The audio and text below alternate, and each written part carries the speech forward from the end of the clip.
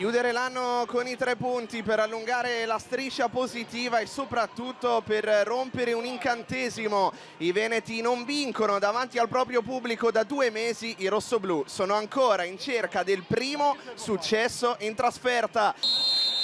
Si comincia. Questa volta non ha fatto. Poi destro, palo di Michelangelo che aveva piazzato la conclusione. Ci riprova. Esce sul fronte d'attacco sinistro della difesa. Sutton calcia Molitierno. Proprio Sutton alla battuta. Fuori per Sakon. Giusta l'idea di chiudere sul primo palo. Pietrangelo, Giappa può ripartire per la prima volta, imbucata. Poi Sakon prova una giocata complicatissima. Non gli riesce Lugero, siamo già dall'altra parte. Di alzare il braccio e contrarre il tiro. Sutton. Attenzione al su 1 contro 1, doppia deviazione, non è finita. Sakon, poi Giappa di testa fa 1-0, quinto gol nelle ultime 5 partite e quinto gol in carriera alla Fortitudo. Quando la vede si scatena 1-0.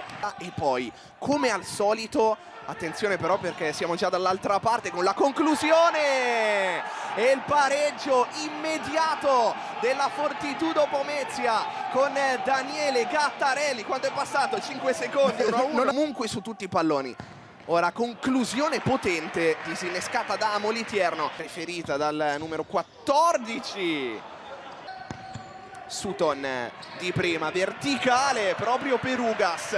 Sutton in orizzontale di guida per Ugas, doppio passo, ancora si accentra Ugas, il pallone rimane lì, non è finita e a scaraventarlo in porta ci pensa Azzoni, non ce l'ha fatta di guida, ce la fa il 20, torna avanti la Came, 2-1. Torna a sinistra Michelangelo, Bueno calcia fortissimo, il pallone resta lì. 2-2 da parte dell'uomo che ci aveva provato più di tutti, alla fine ci riesce. 2-2. Di aprire a destra, torna da Dudu, c'è spazio per Cutrupi, non calcia Lugero Lopez, Pietrangelo si sdraia per terra, poi Dudu colpisce in pieno Giappa. Sì, Silvio Rocia, proprio come impianto di gioco. Mateus, poi non è finita Dudu, forse perché capisce che la Came concede qualcosa. Adesso Giappa per di guida, respinto, Donin rinuncia al tiro al volo, Sakon per Giappa, protegge, torna da Sakon sul fondo di guida Sakon, esattamente, e adesso a proposito di stringere la mano la stava Ugas isolato all'1 contro 1, si accentra, controfinta, altra finta, Sutton, Sakon vorrebbe un fallo di mano e Giappa Vieira con tutta la sua intelligenza, tutta la sua esperienza lascia passare i secondi che restano, finisce 2-2, un bel primo tempo. Il pallone era decisamente troppo lungo per Giappa, non per la porta, poi Lugero Lopez a lottare. Questa. E adesso 3-2 della Fortitudo Pomezia. Se lo sono persi anche le nostre telecamere, ma è tornata avanti la squadra di mister Angelini.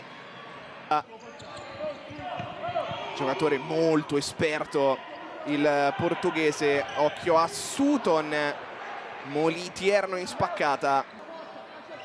Sakon, scarico e mancino di Donin. Giusto.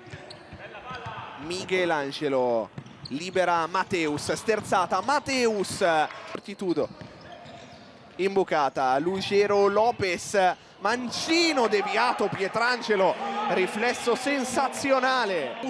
O Bueno, va Bueno, Sutton si mola, ancora Bueno. Trazzoni, Dudu riesce a girarsi di guida Ringhia su di lui, il pallone rimane in campo, 3 contro 2, Giappa porta palla, scarica per Sutton, scarica per Donin,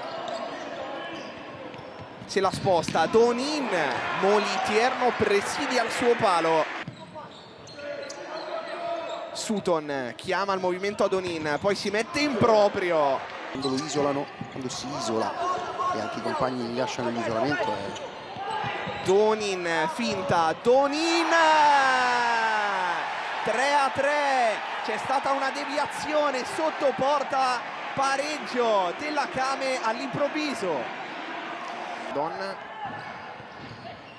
Ugas va via e libera il mancino. La migliore, allora scarica Dudu, Matteus sfida Sakon, sposta, calcia. Sutton in bucata per Di Guida che riconquista il pallone. Pietrangelo di nuovo su Matteus e poi Raubo non ci ha creduto. Rinvio lungo, Sakon sui piedi di Kutrupi, poi mancino di Bueno, devono provare una conclusione. Donin sbaglia lo stop, appoggio fuori, Clamoroso, faccia in tempo. Pietrangelo e Sirena, si dispera Michelangelo, Bessi. il nostro migliore in campo, perché ha avuto sul piede il 4-3, ora viene rincuorato dai compagni, ma per un giocatore come lui era semplicissimo, non aveva neanche dovuto intercettarla perché aveva fatto tutto Donin.